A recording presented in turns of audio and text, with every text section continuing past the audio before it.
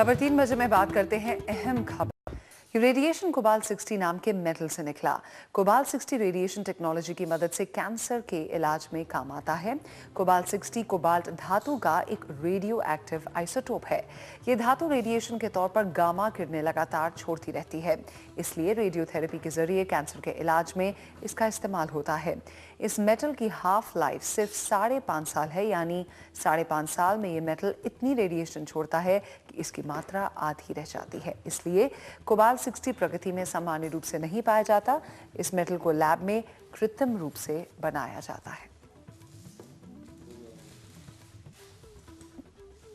और इस पूरे मसले पर अस्पतालों में कैसे कोबाल्ट 60 का इस्तेमाल होता है और कैसे रेडियो एक्टिव वेस्ट को डिस्पोज किया जाता है, हमारे संवाददाता योगेश दामले ने बात की रेडियोलॉजिस्ट डॉक्टर नीता दुबे से। जिस रेडिएशन ने दिल्ली में लोगों को बीमार कर दिया है, सही एहतियात से इस्तेमाल करें तो एक तरह से वरदान साबित हो सकता है।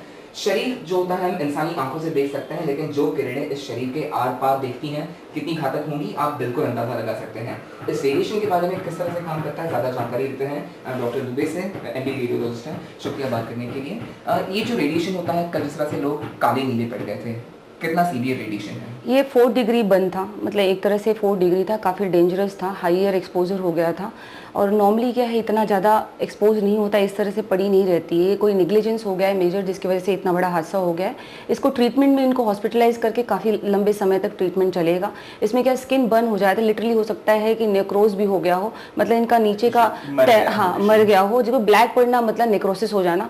तो रेडिएशन ट्रीटमेंट स्किन बर्न हो गया है, इंटरनली स्किन के साथ जो भी उनका डीप टिश्यू है वो भी बर्न हो गया है उसका। ये जो कोबाल्ट 60 पाया गया था, दरअसल कैंसर की जो गांठें होती हैं उनको गलाने के लिए, उनको मारने के लिए इस्तेमाल किया जाता है। जिंदा हेल्दी स्किन पर अगर उसकी मार पड़ती है तो बहुत घातक होता है। किस तरह के सिम्टम्स इसमें पाए जाते हैं? अर्ली क्या होता है, रेडनिंग होता है, हेयर लॉस होता है। उससे धीरे धीरे क्या होता है, स्वेट ग्लैंड होता है जो हमारे नॉर्मली स्किन में प्रेजेंट रहता है, उसका फंक्शन कम हो जाता है, स्वेटिंग वेटिंग के सारे फंक्शन बंद हो जाते हैं। स्लोली उससे डीपर हुआ तो स्किन के अंदर का नर्व बंद हो सकता है, उसके डीपर जितना बंद हुआ नेक्रोसिस और साइनोज्ड हो सकता है। यहाँ पर हम कुछ उपकरण देख रहे हैं, इनमें रेडिएशन का इस्तेमाल किस तरह होता है?